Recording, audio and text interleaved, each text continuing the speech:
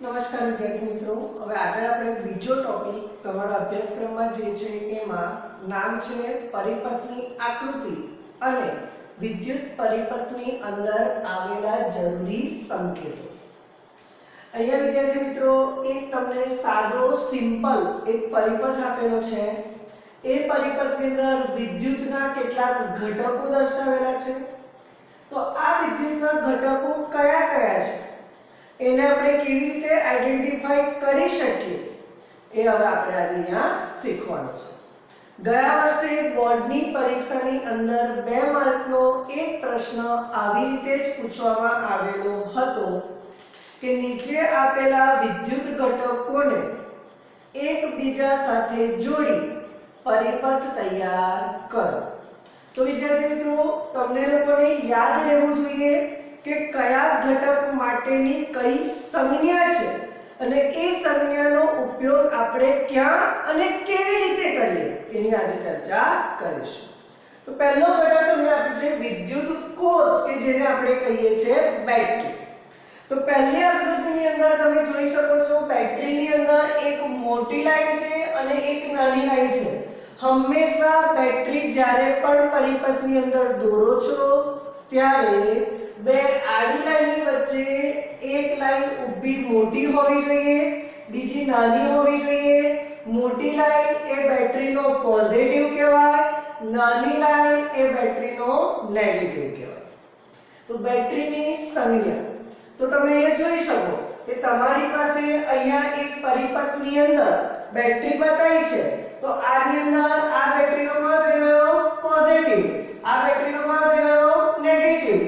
તો આને આપણે સાદી ભાષામાં શું કહેવાય બેટરી અથવા તો એને વિદ્યુત કોષ તરીકે પણ ઓળખવામાં આવે છે. નંબર 2 બેટરી અથવા તો વિદ્યુત કોષોનું સંયોજન. આ ટોપિકને આગળ દાખલાઓમાં બી પૂછે છે કે ફોર એક્ઝામ્પલ તમારી પાસે આ એક બેટરી હોય તો 2 વોલ્ટની એક જ બેટરી છે એવું કહેવાય. પણ એવું કે પરિપથની અંદર 2 વોલ્ટની 3 બેટરી, તો આ એક બેટરી 2 વોલ્ટ, બીજી એક બેટરી 2 વોલ્ટ અને ત્રીજી એક બેટરી 2 વોલ્ટ. એનો મતલબ કે 2 વોલ્ટની કુલ કેટલી બેટરી થઈ ગઈ 3. એમાં મોટો છેડો એ બેટરીનો પોઝિટિવ અને નાનો છેડો એ બેટરીનો નેગેટિવ. અહીંયા કહી શકાય એક અથવા એક કરતાં વધારે વિદ્યુત કોષોનું સંયોજન. આગળ પ્લગ, કળ અથવા તો સ્વિચ. તમે વિચારો કે આપણી પાસે જે સર્કિટ બોર્ડ હોય કે જેની અંદર આપણે ચાર્જિંગ કરીએ છીએ, ટ્યુબલાઇટ ચાલુ કરવા માટે સ્વિચ ઓન ઓફ કરીએ છીએ, પંખો ચાલુ કરવા માટે આપણે સ્વિચ ઓન ઓફ કરીએ છીએ. તો એ જે સ્વિચ એને વિજ્ઞાનની ભાષામાં નામ આપવામાં આવે છે કળ અથવા તો પ્લગ. એની સંજ્ઞા આ છે. આ જે સંજ્ઞા છે એને કહેવાય ખુલ્લી કળ અને જો વચ્ચે ટપકું હોય તો એને કહેવાય બંધ કળ. આ વસ્તુ યાદ રાખજો. ખુલ્લી કળ હોય તેમાં વિદ્યુત પ્રવાહ પસાર ન થાય. શું ના થાય? વિદ્યુત પ્રવાહ પસાર ન થાય. બરાબર? અને કળ બંધ હોય તેમાંથી વિદ્યુત પ્રવાહ પસાર થાય. આ યાદ રાખજો. સમજ પડી? ખ્યાલ આવે છે? બંધ કળ હોય તો વિદ્યુત પ્રવાહ પસાર થાય અને જો ખુલ્લી કળ હોય તો વિદ્યુત પ્રવાહ પસાર થાય નહીં. એનો મતલબ કે પરિપથની અંદર વિદ્યુત પ્રવાહ કોઈ જગ્યાએથી લીકેજ છે તેવું કહેવાય. આગળ તારનું જોડાણ. અહીંયા તમે જોઈ શકો કે આ તમારી પાસે તાર જ છે. ચલો આ બેટરી, આને શું કહેવાય તો કે કળ કહેવાય. આને શું કહેવાય કળ. કેવી કળ છે? બંધ કળ છે. બરાબર? હવે વિચારો આ બેટરી અને આ કળ એને જોઈન્ટ કરવા માટે જે કાળા રંગની લાઈન દેખાય છે ને એને કહેવામાં આવે વિદ્યુત તાર કહેવાય. એને આને શું કહેવાશે? વિદ્યુત તાર કહેવાય. બરાબર? સમજ પડી? આગળ જોડાણ વગરના તાર કે 2 તાર અલગ અલગ હોય અને એને એકબીજા સાથે ના જોડ્યા હોય તેનું જંક્શન આવી રીતે હોય અને તારને એકબીજા સાથે જોડેલા હોય તેનું જંક્શન આવું હોય. ફોર એક્ઝામ્પલ તમે જોઈ શકો આ એક તાર ઊભો છે, અહીંયાથી એક તાર આવે છે, આ 2 જંક્શન થઈ ગયા. આ એક તાર આ બાજુ છે, એક તાર આ બાજુ, તો આ જંક્શન થયું. બરાબર? તો આ પ્રકારનું જોડાણ કહેવાય. વિદ્યુત બલ્બ. તો વિદ્યુત બલ્બની સંજ્ઞા આ રીતે પણ લખી શકાય અને આ રીતે પણ દર્શાવી શકાય. તો આને આપણે શું કહી દઈશું હવે? વિદ્યુત બલ્બ કહેવાશે. શું કહેવાશે આને આપણાથી? વિદ્યુત બલ્બ કહેવાય. આગળ અવરોધ. હવે વિદ્યાર્થી મિત્રો બહુ જ ઇમ્પોર્ટન્ટ અવરોધ. જે બેટરીમાં તમે જોયું ને પોઝિટિવ અને નેગેટિવ માટે મોટો અને નાનો છેડો, સેમ એ જ વસ્તુ અવરોધમાં બી જોવાની. તમે જો મેં અવરોધ ઉપરથી ચાલુ કર્યો અને મારો અવરોધ ક્યાં પડ્યો થાય છે? ઉપર. જો તમે અવરોધ આવી રીતે દર્શાવો, તમે જો નીચેથી ચાલુ કર્યો હોય તો એને પછી નીચે જ તમારે પૂરો કરવો પડે. નીચેથી ચાલુ કર્યો હોય તો નીચે પૂરો કરવો પડે, ઉપરથી ચાલુ કર્યો હોય તો ઉપર પૂરો કરવો પડે. તો આ જે સંજ્ઞા છે એ કોની છે? અવરોધની છે. અવરોધ એટલે કે રેઝિસ્ટન્સ. આગળ ચલિત અવરોધ. અવરોધ એટલે કે નુકસાન. આપણે તમે વિચારો કે તમે રસ્તામાં ચાલતા ચાલતા જાઓ છો અને પથ્થર છે તો તમને ખબર છે કે પથ્થર વાગશે તો પડી જવાય. તો એ પથ્થર તમારા માટે શું થયો? અવરોધ થયો. તો અહીંયા પણ વિજ્ઞાનની ભાષાની અંદર પરિપથની અંદર કોઈ નુકસાન કરતો પદાર્થ નથી, પણ કોઈક વસ્તુનું રેઝિસ્ટન્સ વેલ્યુ તમારે ફાઇન્ડ આઉટ કરવી હોય તો એને આપણે કોની મદદથી શોધી શકીએ? અવરોધની મદદથી શોધી શકાય. આગળ હું તમને ટોપિક ભણાવીશ, એમાં અવરોધની વ્યાખ્યાને આઈડેન્ટિફાય કરીશ. ચલિત અવરોધ અથવા તો રિયોસ્ટેટ કે જેનું મૂલ્ય બદલી શકાય. આ અવરોધ છે એ ફિક્સ છે, એનું મૂલ્ય બદલી શકાય નહીં. જ્યારે રિયોસ્ટેટ છે એ અવરોધના મૂલ્યમાં ફેરફાર કરી શકે. 1 ઓહમ અવરોધ, 2 ઓહમ અવરોધ, 3 ઓહમ અવરોધ, 4 ઓહમ અવરોધ, 5 ઓહમ અવરોધ એમ આ મૂલ્યમાં ફેરફાર કરી શકે. તો એને કહેવાય રિયોસ્ટેટ. એની બે આકૃતિઓ છે એ યાદ રાખજો. આ બે આકૃતિ છે બરાબર. આ પહેલી આકૃતિ અને આ એની બીજી આકૃતિ. કે રિયોસ્ટેટની આ આકૃતિમાં શું છે કે ઉપરથી તમે તીરનું ચિહ્ન પણ દર્શાવી શકો તો એ પણ રિયોસ્ટેટ કહેવાય, અને આડા તીરની દિશાની દર્શાવો તો એ પણ રિયોસ્ટેટ જ કહેવાય છે. એ મીટર અને આ વોલ્ટમીટર. એ મીટર એ વિદ્યુત પ્રવાહ માપવા માટે અને વોલ્ટમીટર એ વોલ્ટેજ માપવા માટે વપરાય છે. તો તમે જોઈ શકો કે તમારી પાસે આ શું થઈ ગયું? એ મીટર થઈ ગયું બરાબર. તો એ મીટરમાં તમારો પોઝિટિવ, આ તમારો નેગેટિવ. હવે આગળ તમે આકૃતિ સંપૂર્ણ રીતે જોઈ લીધી અને તમને ખબર પડી ગઈ. હવે એવું કહેવાય કે આ જે પરિપથ છે બરાબર, એ પરિપથની અંદર હવે શું બાકી રહ્યું? તો કે વિદ્યુત પ્રવાહ. જો બેટરીની સ્વિચ ચાલુ કરીશ તો બલ્બ પ્રકાશિત થશે, અને બલ્બ પ્રકાશિત થશે તો એના માટે મારે એમાં વિદ્યુત પ્રવાહ પસાર કરવો પડે. તો વિદ્યુત પ્રવાહની દિશા હંમેશા યાદ રાખજો. વિદ્યુત પ્રવાહની દિશા હંમેશા બેટરીના ધન છેડાથી ઋણ છેડા તરફ જ હોય છે. બેટરીની પ્રવાહની દિશા એ કઈ તરફ હશે?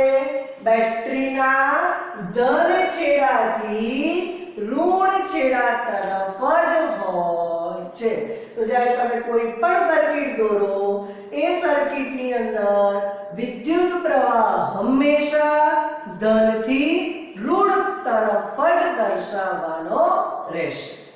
દરેક વિદ્યાર્થી મિત્રોએ આ જે મેં તમને લોકોને 11 સંજ્ઞાઓ દર્શાવી છે એ બધાએ નોટબુકની અંદર 5 ટાઈમ્સ ડ્રો કરવાની છે. કેટલી વાર ડ્રો કરવાની છે? 5 ટાઈમ્સ. અને તમને લોકોને આ સંજ્ઞાઓમાંથી પરીક્ષામાં હેતુલક્ષી ક્વેશ્ચન એટલે કે આપણે જે સેક્શન A છે એમાં 1 માર્કમાં પૂછાય છે. એટલે દરેક જણાએ કાળજી રાખી આ બધી જ સંજ્ઞાઓ 5 વાર દોરવાની છે.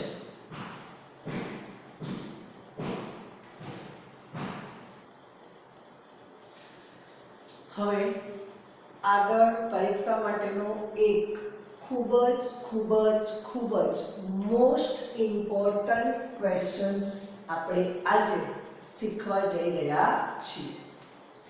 ગયા વર્ષે 2019 અને 20ની પરીક્ષાની અંદર બોર્ડવાળાએ આ પરિપથ પૂછ્યો હતો, જેની અંદર એવું કીધું હતું એમને અવરોધ, વોલ્ટમીટર, એ મીટર બેટરી અને કળનો ઉપયોગ કરી જરૂરી પરિપથ દોરો. તો એ તમે જોઈ શકો છો, જો એને આઈડેન્ટિફાઈ તમારું નામ કરું તો આને કહેવાય એ મીટર. આને શું કહેવાશે? એ મીટર. આને શું કહેવાશે? કળ. પણ કેવી? તો કે બંધ કળ. આને શું કહેવાશે? તો કે બેટરી. આને શું કહેવાશે? તો કે અવરોધ. અને આને શું કહેવામાં આવે છે? તો કે વોલ્ટમીટર. તો તમે જોઈ શકો કે અહીંયા તમારી પાસે આપેલા જરૂરી પરિપથની અંદર કેટલી વસ્તુઓ થઈ ગઈ? 5 1 2 3 4 5 આ વિદ્યુત ઘટકો અને છઠ્ઠા નંબર ઉપર વિદ્યુત તાર કે જેની મદદથી આપણે વિદ્યુત પરિપથના સંકેતોને એકબીજા સાથે જોડી શકીએ છીએ. તો જ્યોર્જ ઓમ નામનો એક વૈજ્ઞાનિક હતો અને એ વૈજ્ઞાનિકે નિક્રોમ એ મિશ્ર ધાતુ હતી. શું છે? નિક્રોમ એ મિશ્ર ધાતુ છે. કોની મિશ્ર ધાતુ છે? તો કે નિકલ અને ક્રોમિયમ. કોની મિશ્ર ધાતુ છે? તમે જોઈ શકો, નિકલ અને ક્રોમિયમની મિશ્ર ધાતુમાંથી એક વાહક અવરોધ બનાવ્યો. તો આ જે અવરોધ છે ને, આ અવરોધ શાનો બનેલો છે? તો કે નિક્રોમ ધાતુમાંથી બનાવેલો છે. કોનામાંથી બનાવેલો છે? નિક્રોમ ધાતુમાંથી. અને નિક્રોમ એ કોની મિશ્ર ધાતુ છે? તો કે નિકલ અને ક્રોમિયમની મિશ્ર ધાતુ છે. તો નિક્રોમનો એક વાહક અવરોધ બનાવ્યો. એ વાહક અવરોધને એને એક બેટરી સાથે, વોલ્ટમીટર, એમીટર અને કળ સાથે જોડી એક આખો પરિપથ એને શું કર્યો? રજૂ કર્યો. ત્યારબાદ તેને શું કર્યું? તો કે ધીરે ધીરે આપેલી બેટરીમાંથી જુદા જુદા એમ્પિયરના પ્રવાહ એને શું કર્યા? પસાર કર્યા. અને તેને અનુલક્ષીને તેને વોલ્ટમીટરનું અવલોકન પણ માપવાનું શરૂ કર્યું. એને જ્યારે અવલોકનો લીધા ત્યારે સૌપ્રથમ બેટરીમાંથી નંબર 1 2 3 અને 4 એ 4 જુદા જુદા અવલોકનો કર્યા. અને જુદા જુદા અવલોકનો ક્યારે કર્યા? તો કે જુદા જુદા પ્રવાહ માટે. સૌથી પહેલા જ્યારે એને બેટરીમાંથી 0.1 એમ્પિયરનો પ્રવાહ પસાર કર્યો ત્યારે બેટરીનું માંથી જ્યારે 0.1 એમ્પિયરનો પ્રવાહ પસાર કર્યો ત્યારે તેને વોલ્ટેજનું મૂલ્ય કેટલું મળી ગયું? તો કે 1.5 વોલ્ટ મળ્યા. અહીંયા લખું છું વોલ્ટેજ, અહીંયા લખું છું પ્રવાહ. બરાબર. બીજું મૂલ્ય લીધું, પ્રવાહના મૂલ્યને રાખ્યા કેવા? બદલાયા. 0.2 એમ્પિયર કર્યો, 0.3 એમ્પિયર કર્યો, 0.4 એમ્પિયર કર્યો. જ્યારે એને પ્રવાહનું મૂલ્ય 0.2 કર્યું ત્યારે એને વોલ્ટેજનું મૂલ્ય કેટલું મળી ગયું? તો કે 3 વોલ્ટ મળ્યું. ત્રીજી પરિસ્થિતિમાં જ્યારે તેને પ્રવાહનું મૂલ્ય 0.3 કર્યું ત્યારે તેને વોલ્ટેજનું મૂલ્ય કેટલું મળી ગયું? તો કે 4.5 વોલ્ટ મળ્યું. ફરી જ્યારે એને પ્રવાહનું મૂલ્ય 0.4 એમ્પિયર કર્યું ત્યારે એને વોલ્ટેજનું મૂલ્ય કેટલું મળી ગયું? તો કે 6 વોલ્ટ મળ્યું. એનો મતલબ કે જો પ્રવાહનું મૂલ્ય એ બદલતો ગયો તેમ તેમ વોલ્ટેજના મૂલ્યમાં પણ શું જોવા મળ્યો? તો કે ફેરફાર જોવા મળ્યો. અને ત્યારબાદ એને વોલ્ટેજ V અને પ્રવાહ I વચ્ચેનો શું લીધો? તો ગુણોત્તર લીધો. તો દરેક પરિસ્થિતિની અંદર એને ગુણોત્તર કેવો જોવા મળ્યો? તો કે અચળ જ જોવા મળ્યો. કેવો જોવા મળ્યો? એને ગુણોત્તર અચળ. હવે પહેલી પરિસ્થિતિ માટે અને બીજી પરિસ્થિતિની જ્યારે ચર્ચા કરીએ તો ધ્યાન રાખજો. અહીંયા એને આલેખ દોર્યો. આ એની y અક્ષ લીધી, આ એને કઈ અક્ષ લીધી? x અક્ષ લીધી. x અક્ષ ઉપર એને શું દર્શાયા? તો કે વોલ્ટેજ દર્શાયા. અહીંયા એને શું દર્શાયા? તો કે I દર્શાયા. અને જ્યારે એને આ બધા જ મૂલ્યનો આલેખ દોર્યો તો એ આલેખનું મૂલ્ય એને કેવું મળી ગયું? તો કે સીધી રેખા મળી. આલેખ કેવો મળ્યો એને એક રેખા મળી ગઈ કેવી મળી ગઈ એક સીધી રેખા મળી કેમ તો વિચાર 15 ના છેદમાં 1 1.5 ના છેદમાં 15 એટલે 15 3 ના છેદમાં 2 એટલે 15 4.5 ના છેદમાં 0.3 એટલે 15 એનો મતલબ કે જો પ્રવાહનું મૂલ્ય બદલતો ગયો તો વોલ્ટેજના મૂલ્ય પણ શું થતા ગયા એટલે કરસ્પોન્ડિંગલી બદલાતા ગયા પ્રવાહ બદલાયો તો વોલ્ટેજ બદલાયો વોલ્ટેજ બદલાય તો પ્રવાહ પણ બદલાય એવું કહેવામાં આવે છે તો આ વોલ્ટેજ અને પ્રવાહના મૂલ્યનો જ્યારે એને ગુણોત્તર લીધો તો દરેક પરિસ્થિતિ માટે એને ગુણોત્તર તો કેવો જોવા મળ્યો તો કે સરખો જ જોવા મળે છે તેનો મતલબ એને છેલ્લે એવું નક્કી કર્યું કે જ્યારે આ વાહક અવરોધમાંથી એ વિદ્યુત પ્રવાહ પસાર કરે છે ત્યારે બે છેડા વચ્ચે ઉદ્ભવતો વિદ્યુત સ્થિતિમાનનો તફાવત એ વિદ્યુત પ્રવાહ I ના કેવા છે તો કે સમપ્રમાણમાં હોય છે જો I વધે તો V વધે I ઘટે તો V ઘટે આ બદલાય તો આ બદલાવાનું અને બદલાવાનું તો ઓમ નામના વૈજ્ઞાનિકે એક નિયમ આ પરથી રજૂ કર્યો કયો નિયમ રજૂ કર્યો તો એ હવે હું તમને લોકોને બતાવું છું તો લખી શકાય અચળ તાપમાને અથવા લખી શકાય નિશ્ચિત ભૌતિક પરિસ્થિતિમાં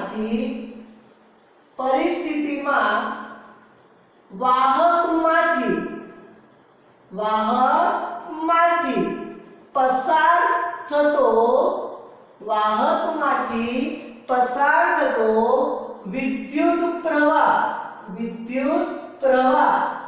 I એ વાહકના બે છેડા વચ્ચે ઉદ્ભવતા વિદ્યુત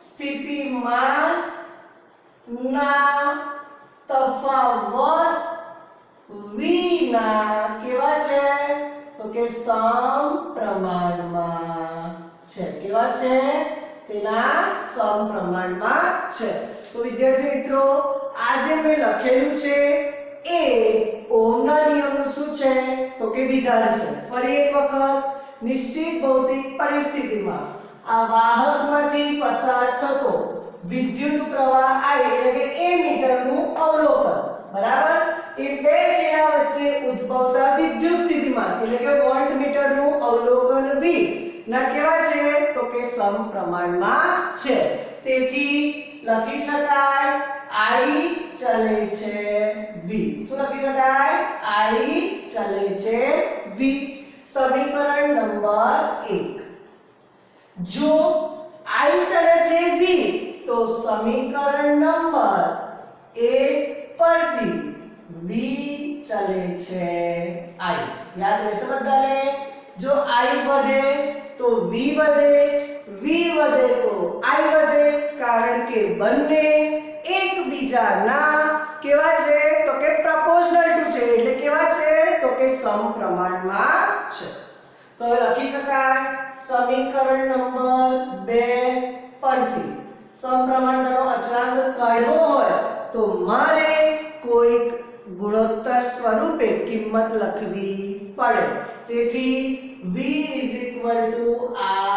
RI જ્યાં R એ અચળાંક છે જ્યારે શું છે અચળાંક છે અને J શું દર્શાવે છે R જ્યાં R એ અચળાંક છે જે અવરોધ દર્શાવે છે શું દર્શાવે છે એ અવરોધ દર્શાવે છે so therefore R = V/I તો લખી શકાય કે ઓમ નામના વૈજ્ઞાનિકે જ્યારે નિક્રોમના તારનો અવરોધ બનાવી અને એને જ્યારે પ્રયોગ કર્યો અને પ્રયોગ દરમિયાન જ્યારે તેને વોલ્ટેજ અને વિદ્યુત પ્રવાહના મૂલ્યનો જે ગુણોત્તર લીધો તે ગુણોત્તરનું મૂલ્ય એ અવરોધનું મૂલ્ય દર્શાવે છે તો આ બધા જે તમને અહીંયા મૂલ્ય મળ્યા આ બધા જ મૂલ્ય એ એ શું કહેવાય? તો કે વાહકનો અવરોધ કહેવાય છે. શું કહેવાય છે એને? વાહકનો અવરોધ કહેવામાં આવે છે. તો આ જે અવરોધ કહેવાય છે તો લખી શકાય અવરોધ એ R કે જે દ્રવ્યની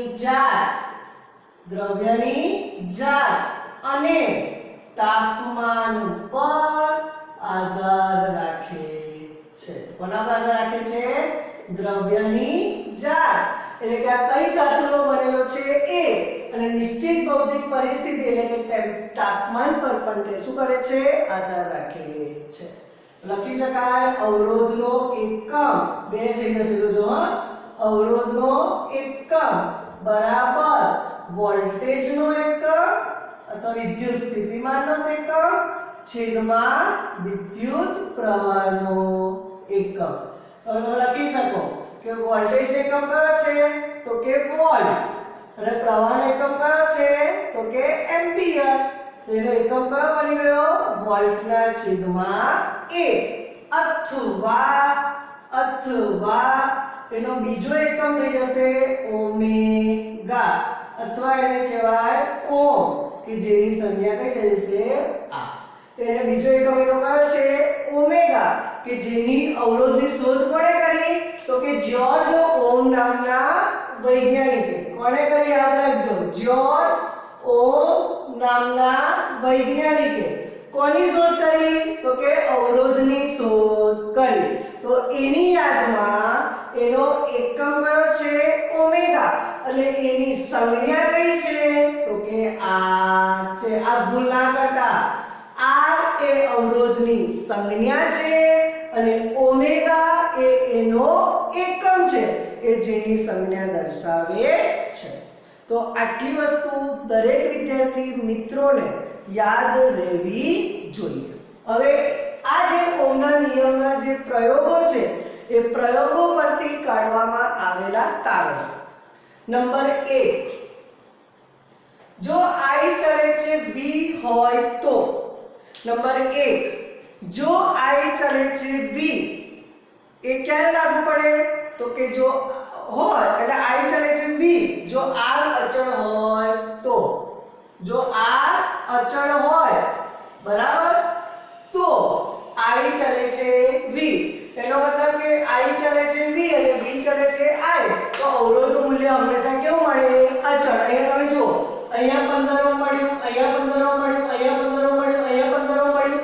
એનો મતલબ કે આને કરસ્પોન્ડિંગલી જો વેલ્યુ બદલતા ગયા કે આને કરસ્પોન્ડિંગલી વેલ્યુ બદલતા ગયા તો પણ અવરોધના મૂલ્યમાં કોઈ ફેરફાર જોવા મળ્યો ના. કઈ શરત પરથી? તો કે V ચલે છે I અથવા તો I ચલે છે V શરત પરથી. અને બીજી એક શરત છે કે I ઇન્વર્સલી પ્રોપોર્શનલ ટુ R. એનો મતલબ કે જો માત્ર V અચળ હોય, જો V અચળ હોય તો આ વિદ્યુત પ્રવાહ I એ અવરોધના કેવા પ્રમાણમાં છે? તો કે વ્યસ્ત પ્રમાણમાં હોય છે. તો આ વાક્ય યાદ રાખજો. I ચલે છે V અને V ચલે છે 1/R. આ બંને વાક્ય પરીક્ષા માટેના મોસ્ટ ઇમ્પોર્ટન્ટ છે. તમારે તમારી રેફરન્સ બુક ડાયજેસ્ટમાંથી પરીક્ષા માટે ક્વેશ્ચન નંબર 21, ક્વેશ્ચન નંબર 22 અને ક્વેશ્ચન નંબર 23 જે પરીક્ષા માટેના મોસ્ટ ઇમ્પોર્ટન્ટ છે તૈયાર કરવાના રહેશે. જ્યારે પણ તમે લોકો આ વિડિયો જુઓ ત્યારે ફરીથી અગેન્સ રિપીટ કરું છું, તમારી ટેક્સ્ટ બુક યા તો તમે તમારી રેફરન્સ બુક તમારી પાસે રાખજો. ક્વેશ્ચન નંબર 23 છે ચલ અવરોધ, જેને આપણે કહીએ છીએ રિયોસ્ટેટ અથવા તો ચલિત અવરોધ. તો વાહકના બે છેડા વચ્ચે વિદ્યુત સ્થિતિમાનનો તફાવત એટલે કે વોલ્ટેજ બરાબર બદલ્યા સિવાય તેમાંથી વહેતો વિદ્યુત પ્રવાહ મારે નિશ્ચિત કરવો છે. એનો મતલબ અહીંયા મેં લખ્યું કે જો V અચળ હોય, V કેવો હોય? અચળ હોય અને I નું મૂલ્ય બદલે બરાબર તો એ પરિસ્થિતિની અંદર જે વિદ્યુત ઘટકને આપણે સાંકળીએ છીએ અથવા તો જે વિદ્યુત ઘટક પ્રોડ્યુસ થાય છે એ વિદ્યુત ઘટકને આપણે કેવો અવરોધ કહી શકીએ તો કે ચલ અવરોધ કહેવાય. કેવો અવરોધ કહેવાય? ચલ અવરોધ. તેના ઉપરની લીટી આવી રીતે આવે. આ બીજો પ્રશ્ન થઈ ગયો. પહેલી આકૃતિની અંદર તો ખાલી માત્ર અવરોધ તે ઓહમના નિયમ માટે, પણ ચલ અવરોધ કોને કહેવાય તો કે વિદ્યુત સ્થિતિમાન માટે વોલ્ટેજનું મૂલ્ય બદલતા નથી. એનો બદલતા નથી એનો મતલબ કે અચળ રાખીએ છીએ. ત્યારે તેમાંથી વિદ્યુત પ્રવાહ કેટલો પસાર થાય છે, કેટલા એમ્પિયરનો છે, 0 છે, 10 છે, 20 છે, 5 છે, 0.5 છે, એ નક્કી કરવા માટે જે વિદ્યુત પરિપથનો ઘટક વપરાય છે તેને ચલ અવરોધ અથવા તો રિયોસ્ટેટ તરીકે ઓળખવામાં આવે છે. એનો મતલબ કે વિદ્યુત પરિપથમાં પરિપથનો અવરોધ બદલવા માટે ઉપયોગમાં લેવાતું જે સાધન તેને શું કહેવાય તો કે રિયોસ્ટેટ કહેવામાં આવે છે. તો દરેક વિદ્યાર્થી મિત્રોએ આ પ્રશ્ન મોઢે કરવાનો છે અને યાદ પણ રાખવાનો છે. અને જે રીતે આપણે લોકોએ અત્યારે આગળના વિડિયોમાં 1 વોલ્ટની વ્યાખ્યા જોઈ હતી તે જ રીતે તમારે બીજી એક નવી વ્યાખ્યા મોઢે કરવાની છે, 1 ઓહમ વ્યાખ્યા. કઈ વ્યાખ્યા મોઢે કરવાની? 1 ઓહમ વ્યાખ્યા. તો એ પણ કોના પર લાગુ પડશે તો કે આ જ સૂત્ર પર લાગુ પડશે કે જો વાહકમાંથી પસાર થતો વિદ્યુત પ્રવાહ 1 એમ્પિયર હોય, વાહકમાંથી પસાર થતો વિદ્યુત પ્રવાહ કેટલો હોય? 1 એમ્પિયર હોય, બરાબર. અને તે દરમિયાન ઉદ્ભવતા બે છેડા વચ્ચે વિદ્યુત સ્થિતિમાનનો તફાવત જો 1 વોલ્ટ, તો 1 વોલ્ટના છેદમાં 1 I બરાબર આ, તો R બરાબર 1 V ના છેદમાં I અને 1 V ના છેદમાં I એટલે 1 શું થઈ ગયો? ઓહમ. તો આ વ્યાખ્યા પણ દરેક જણાએ યાદ રાખવાની રહેશે.